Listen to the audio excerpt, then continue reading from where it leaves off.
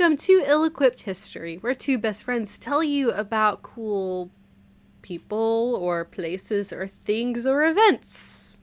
Nouns. Noun lessons. I'm Morgan, joined by my best friend and co-host, Emily. Hello, I'm so glad you introduced us because I forgot last week. You had a lot of stuff to talk about. You're like, I'm ready. I got things to say. I have stories to share. Update everyone on my shit show. I will say, one thing I will share about myself is I got really good compliments today from someone I don't know very well. She was like, hey, I got to call you in for this meeting. You didn't do anything wrong, but there's kind of a shit show going on. And I was like, okay. She was like, so I read this thing that you did. It's great. It's wonderful. You're amazing. And you're one of the strongest people in your department, I feel. And I was like, oh my God, like, really? Really? Do you feel that way? And she was like, you just get it. And I'm really appreciative of you. And I was like, thank you. I agree with everything that she said. I've never seen you once actually do your job, but I know it's right. So thank you. I cannot handle compliments. I get very uncomfortable. And I'm like, why? Don't do that. I had to tell my mom when I was a kid. I was like, Mom, you have to stop complimenting me because it's giving me a crisis every time you do. Yeah. She's like, but you're so good at everything. And I'm like, no, don't. Please stop. Yeah, I hate it. Literally, when I went to the cabin a couple weeks ago, all the girls were like, your baked goods are so good. And I'm like, please stop. Just eat them. That's all I need you to do. I'm panicking right now. Were you having a crisis when I was literally stomping around eating your cinnamon rolls? I literally just want to hide. The most I could give myself was, that was a pretty good batch. I need it. That's it.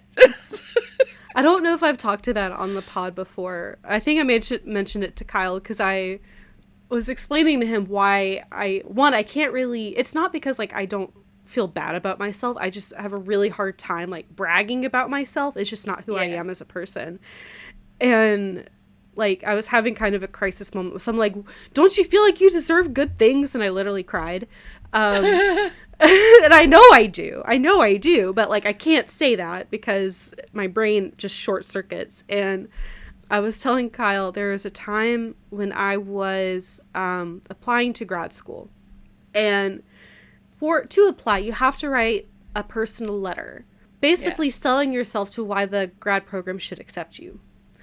And I told Kyle, I was like, I would have rather, I had a very complicated thesis process. It took way too long. It made me graduate late. It was a whole mess. And I had to redo it too. It was just awful. I would rather redo my thesis 5 times than write another personal letter about myself. And it's just a 1-pager. It's 3 paragraphs on what you're good at and your accomplishments. And I'm like, nope. You literally said that and I started feeling uncomfortable. I'm like, no. The worst thing, any college, or actually any class, any meeting, anything, is introduce yourself and tell me a fun thing. What are your hobbies? An interesting thing about yourself.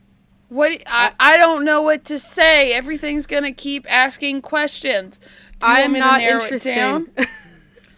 Please, no. And no. I used to say, I've been to blacksmithing school, and that opens up a whole host of questions. And now I might just say I have a podcast with my bestie. At least we get a plug that way. But I can't. And sometimes people are like, okay, and they don't want to talk about it anymore. Yeah, they probably think that we're one of those dude bro podcasts that just sit there and complain the whole time. Bitcoin. Check out my new scam, bro.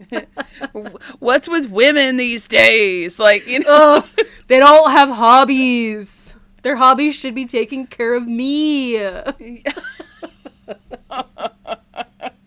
I literally saw a video the other day, and it was one of those street interviews, and someone was like, just tell me what you're having a hard time with right now. And the guy was like, Well, I just got out of a very loving relationship of 2 years, and now I have to do everything for myself, and I'm just really having a hard time with it.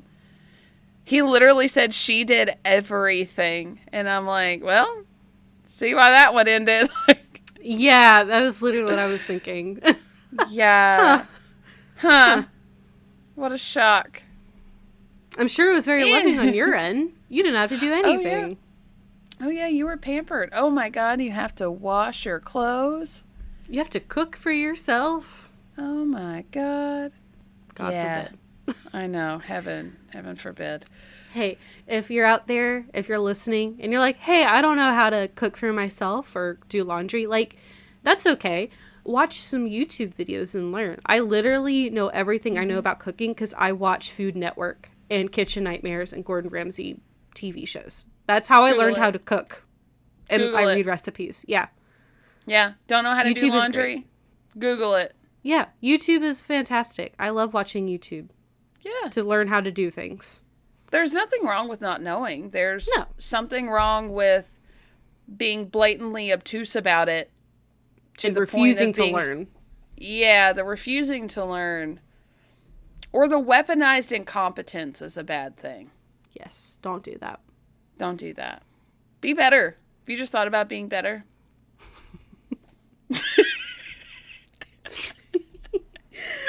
Anyway, we got on a tangent. We did.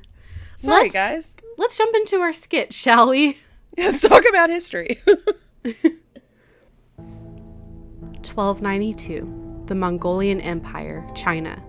3 envoys approach the emperor, Kublai Khan, and make a request. Your Eminence, we are most gracious to escort the Princess Kokochin.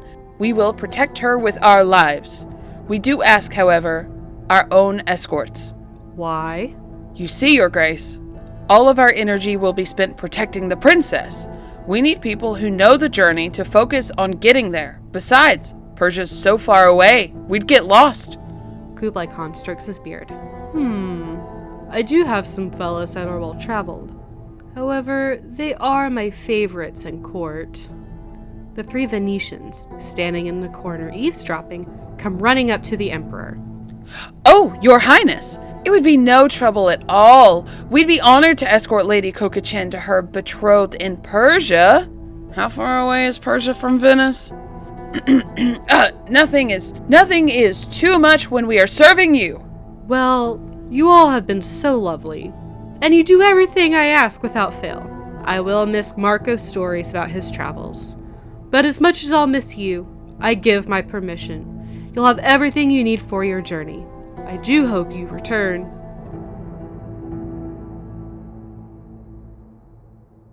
Do they return? No.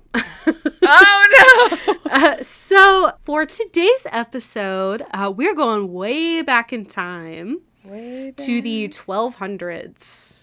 Wow. Way back in time.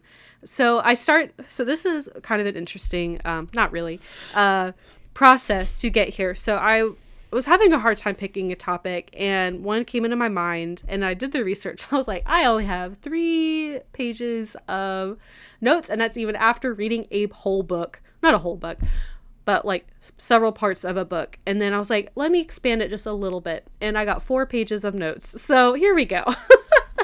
Today we are talking about Marco Polo and the Silk Road. Marco Polo.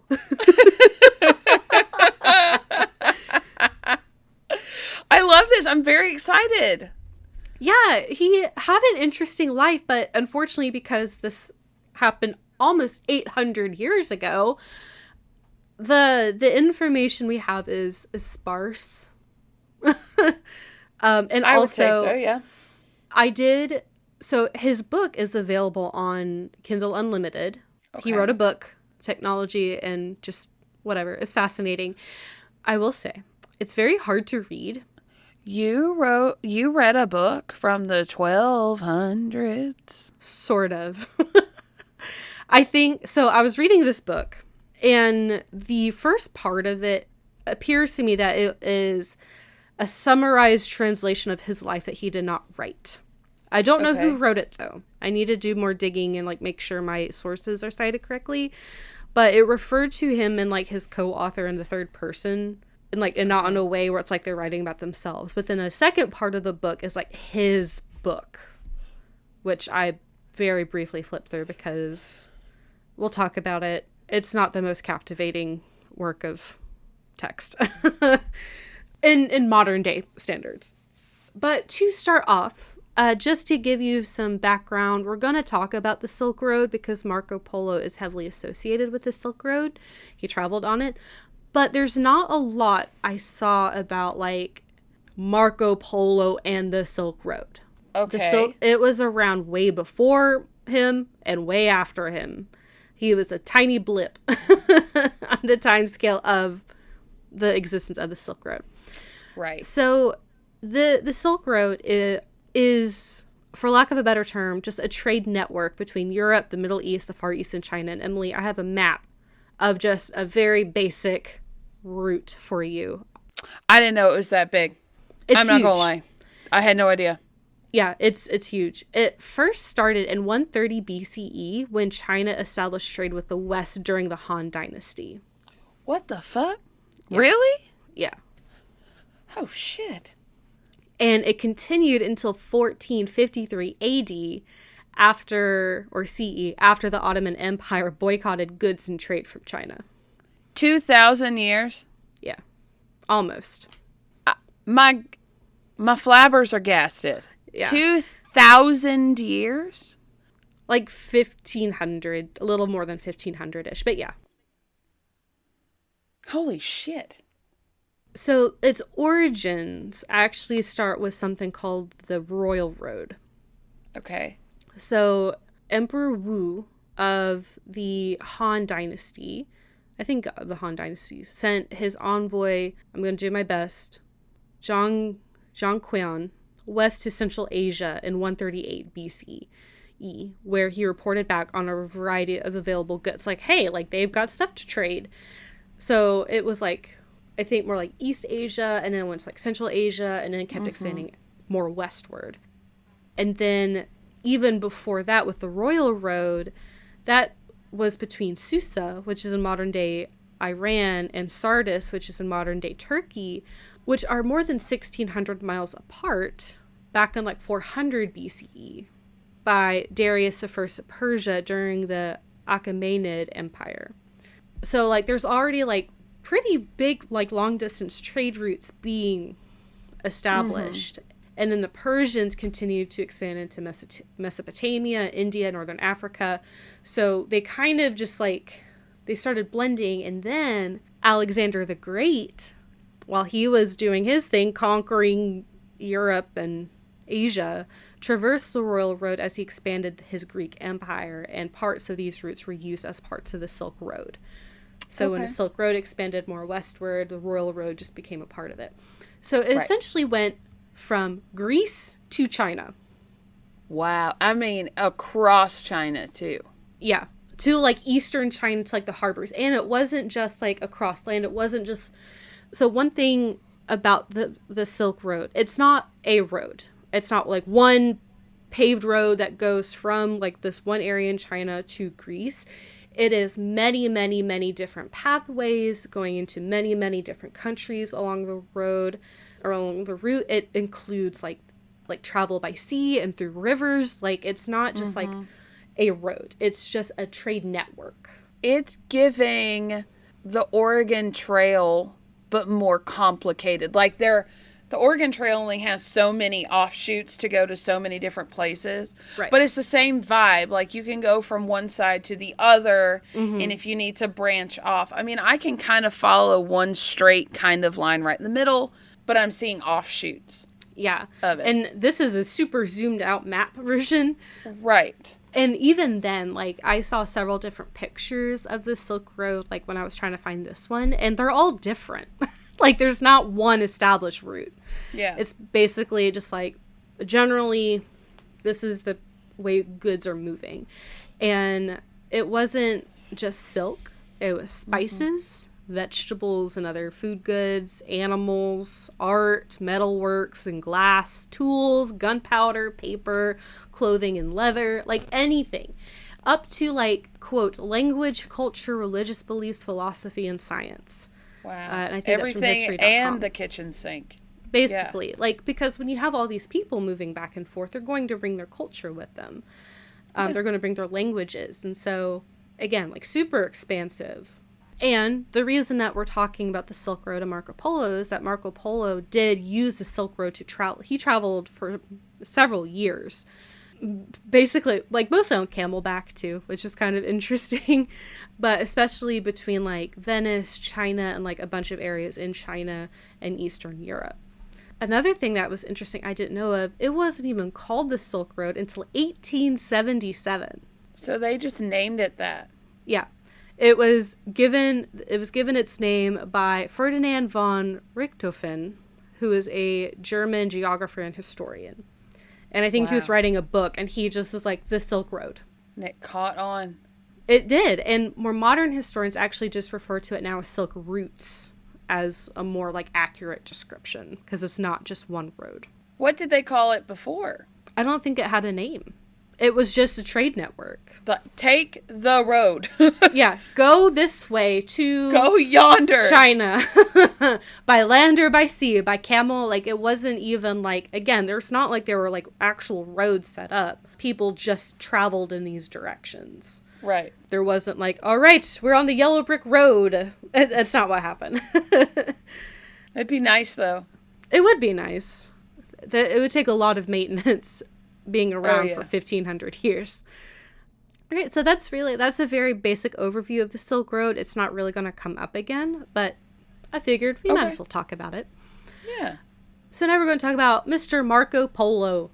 He was born around 1254 in Venice, Italy. Okay. The book I was reading, it went into a very extensive family history that I glazed over, but it looks like some of the names are repeating. So his father's name is Niccolo, and Niccolo had two brothers, Marco and Maffeo.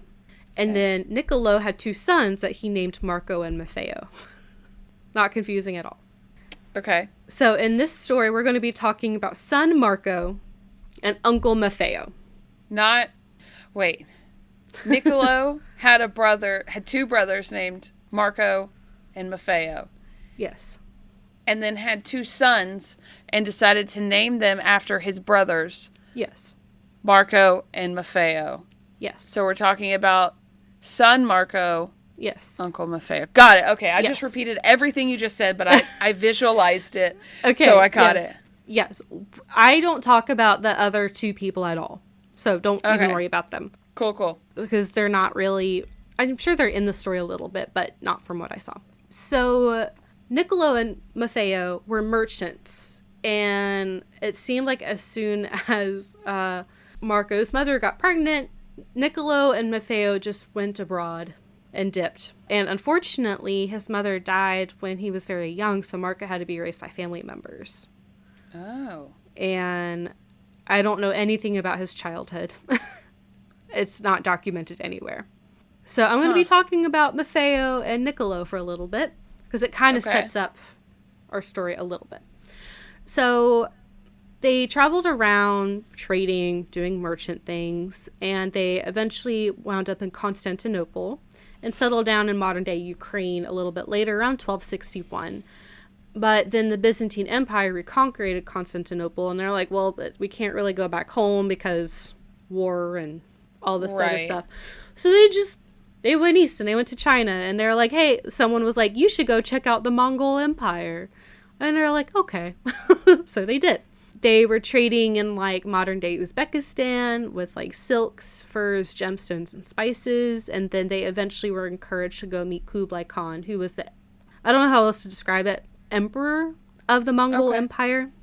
Okay. He is Genghis Khan's grandson. Okay. Wow. Yeah. They go meet Kublai Khan, and he just gets a kick out of these guys. He's like, y'all are great. Y'all are fun. I love you. You're my ambassadors now. What? Yeah. I don't even think they were there for very long. And he was like, hey, I got some of these letters. Can you give them to the Pope for me? And they're like, okay. They're just trusting anybody, huh? Yeah. It's the 1200s. I mean, what's a man if not for his, like, without his word, you know? It seems like I don't know, I didn't research a whole lot into Kublai Khan. From this perspective, he sounds like just a cool, fun guy. I don't know if that's who he actually was. He's very chill in this story.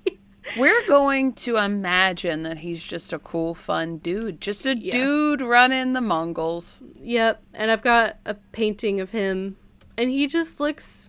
like a dude. Like a dude. He's got the hair, he's got the beard. He looks like a guy that, like, Nick and I would drink with on a Friday night. Like, he seems chill. Again, don't know a lot about him. He may be a horrible murderer. I don't know. So he had these letters, and they were asking the Pope to help convert, like, not just his people, but, like, other, like, outlying, like, settlements and tribes to Christianity. Mm-hmm. The book I read speculates it wasn't really for religious reasons, but more for, like, subjugation reasons, because the Christians had a lot more resources and had a lot more manpower and were a lot more like, you will convert, than, like, other religions. So he was like, this would be great for control. Yeah. So, yeah. So the brothers traveled to, I'm going to do my best. It's spelled like acre, but when I looked it up, it's pronounced Akko, and it's in Israel.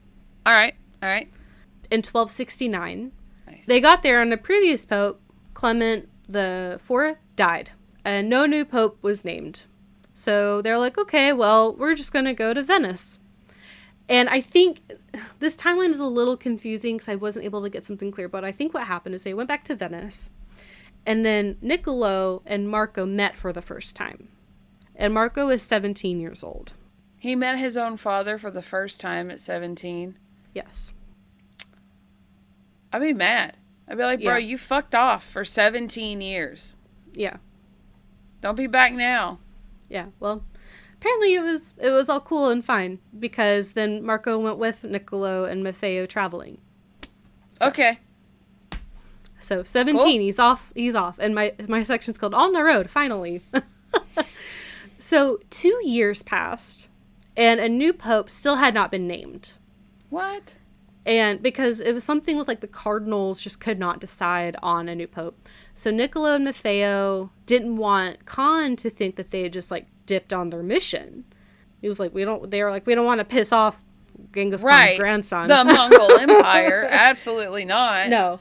So they they went back to Akko and got an archdeacon to write these letters that were like, hey, just so you know, like, they did come here. They're legit. The Pope is dead and we don't have a new one. So once, like, we get a new Pope, we'll, like, fulfill what you want.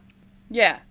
But before they had a chance to leave Akko, a new Pope was announced, and it was that archdeacon they went to.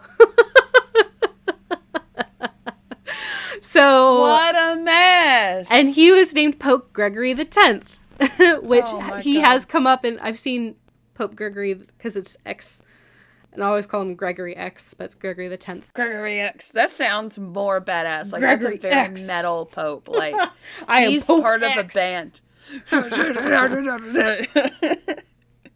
So once Gregory X, or the 10th, was named, they went back to him. It was like, hey, I know you just wrote us those letters, but here are the letters that Khan wanted us to give to the Pope.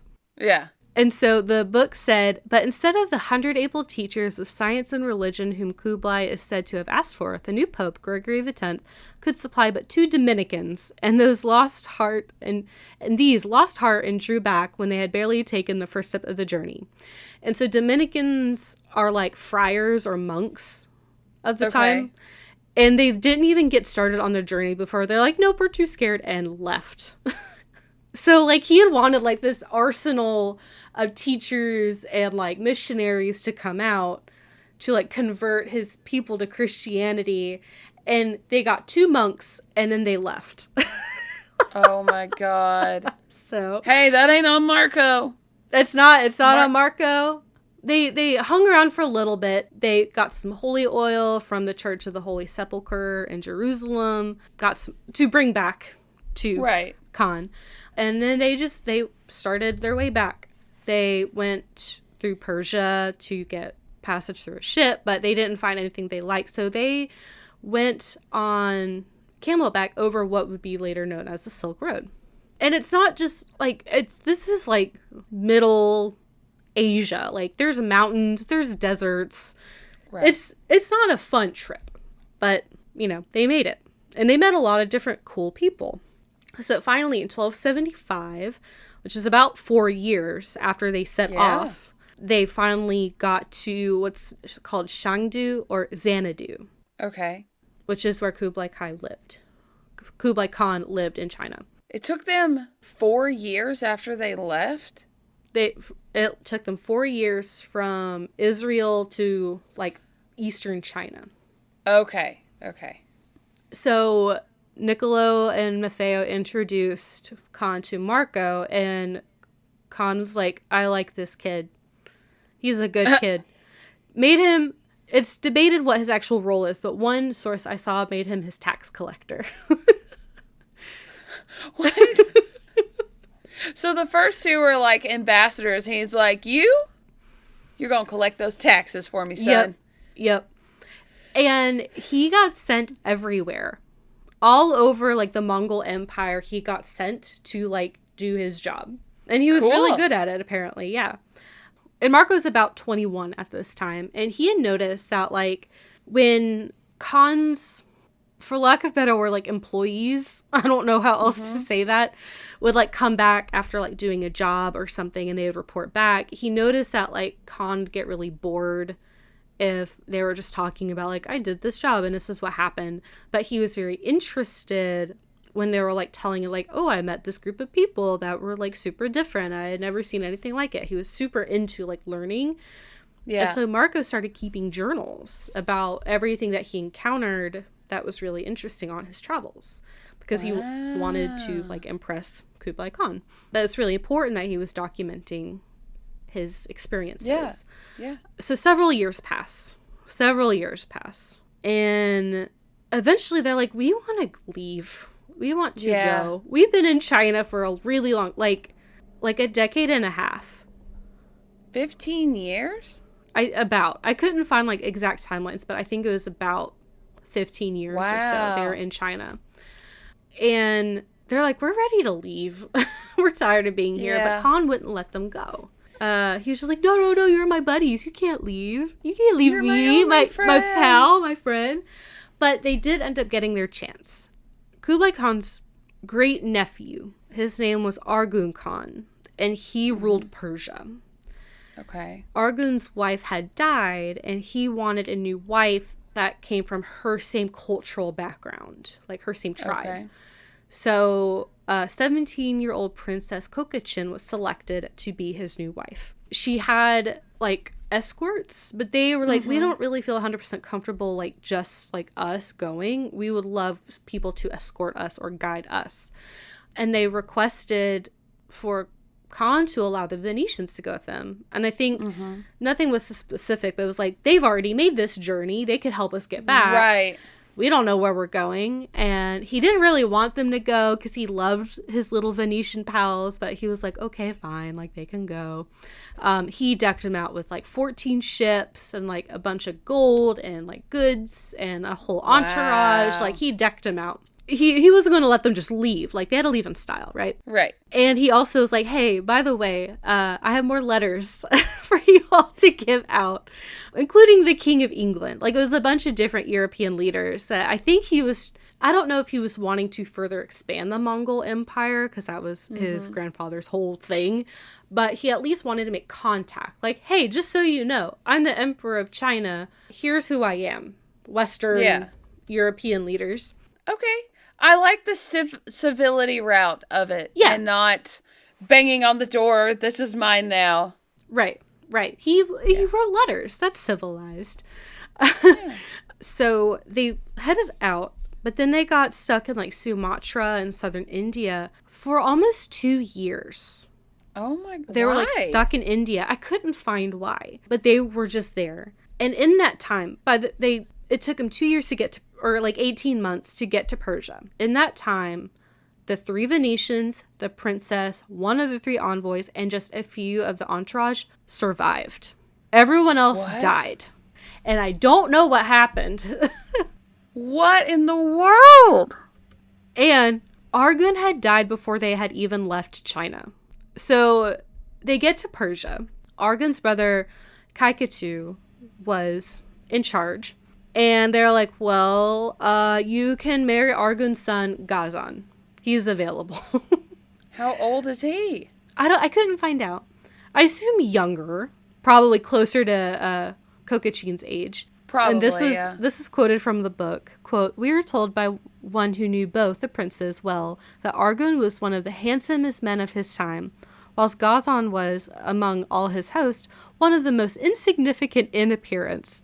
But in other respects, the lady's change was for the better. Ghazan had some of the highest qualities of a soldier, a legislator, and a king, adorned by many and varied accomplishments, though his reign was too short for the full development of his fame." Oh, so he was a good guy. He just maybe wasn't Had a little butterface, good maybe. looking. It's fine. It's fine.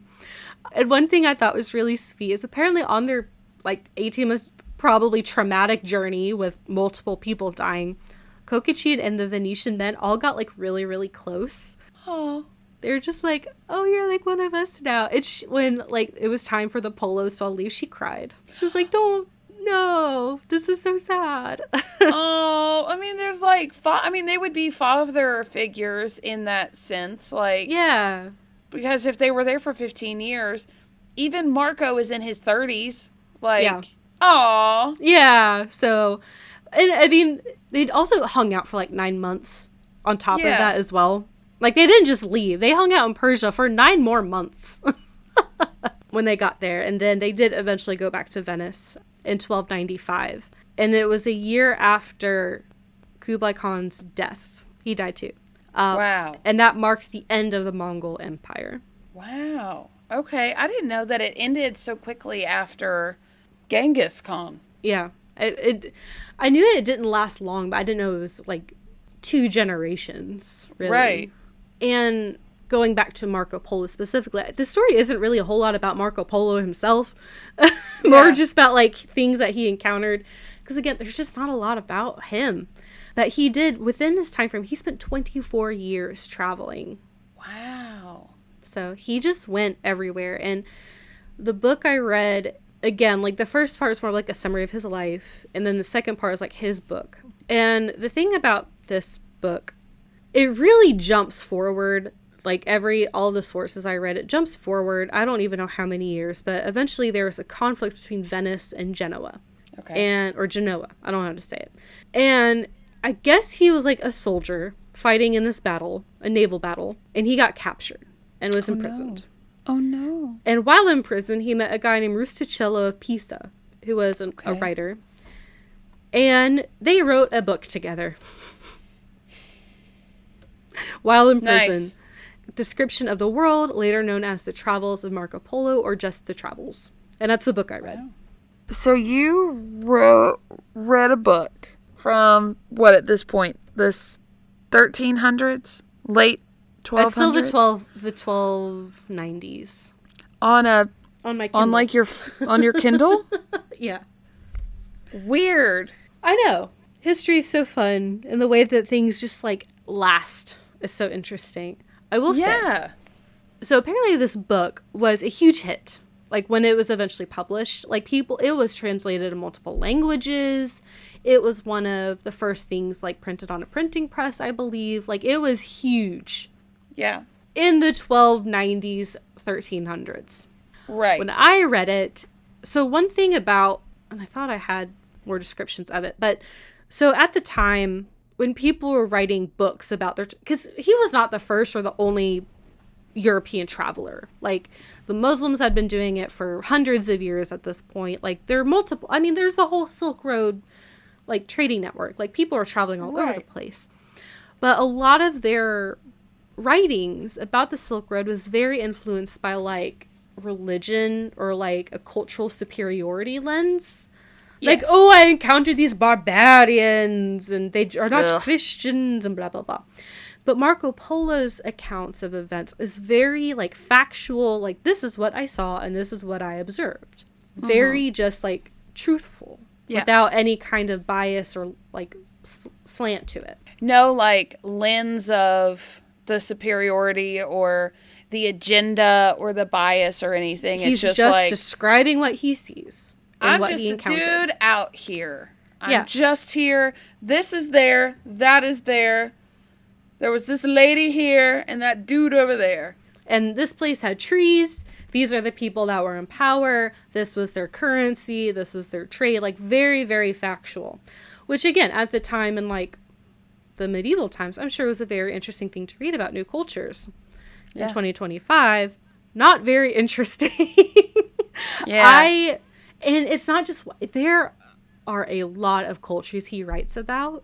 I picked one because I'd already read about like his life, and I was like, I just want to see what his book is about. I picked one at random, and I just kind of started skimming through it, and it was just descriptions, and that's it.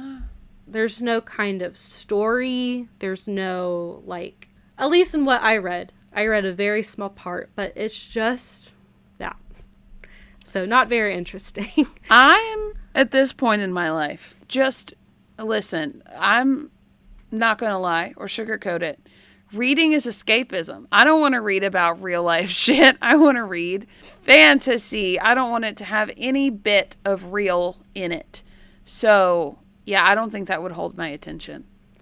Okay, so I'm going to read you just like a very small snippet. So this is concerning the city of Sinju in the great river Kian. You must know that when you leave the city of Yanju, after going 15 miles southeast, you come to a city called Sinju, of no great size, but possessing a very great amount of shipping and trade. The people are idolaters and subject to the great Khan and use paper money. And you must know that this city stands on the greatest river in the world, the name of which is Kian. It is some places 10 miles wide, and others 8, and others 6, and it is more than 100 days' journey in length from one end to the other. Stuff about the river. More than 100 days' journey from one end to the other? Yeah.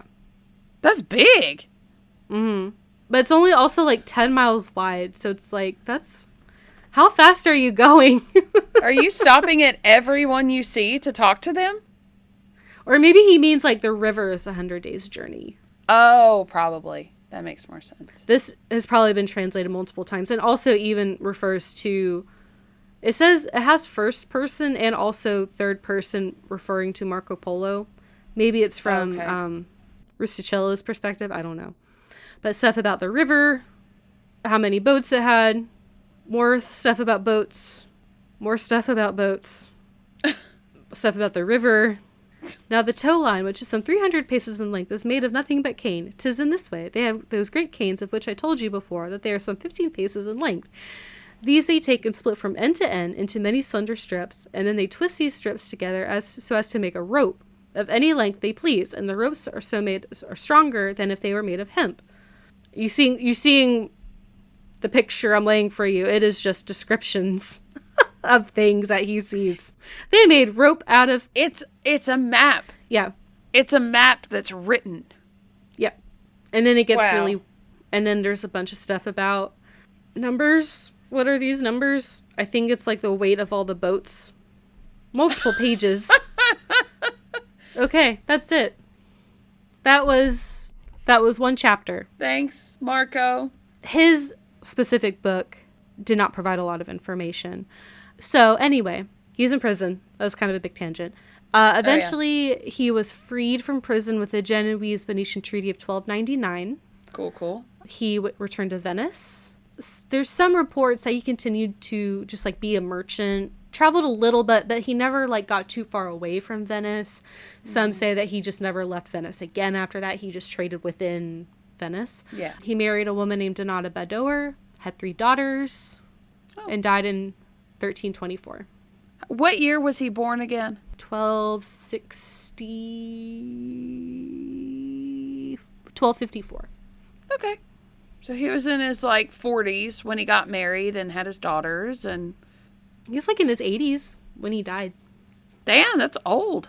70s or 80s, yeah. Good for him. Yeah. So why do we have a game named after him? I don't know. it was mentioned. It was like, what is his legacy? And it's, so one, there's like 5 TV shows about Marco Polo. They're like fictionalized.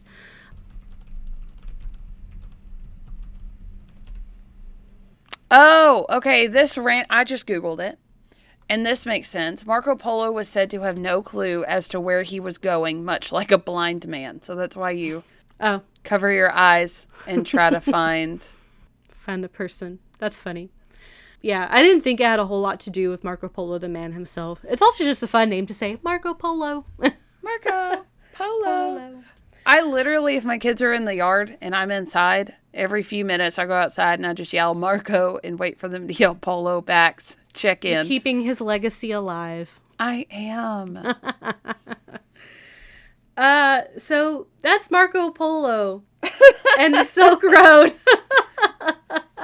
And the cons. and Kublai Khan and his great grandnephew who died before he could get remarried, Argun.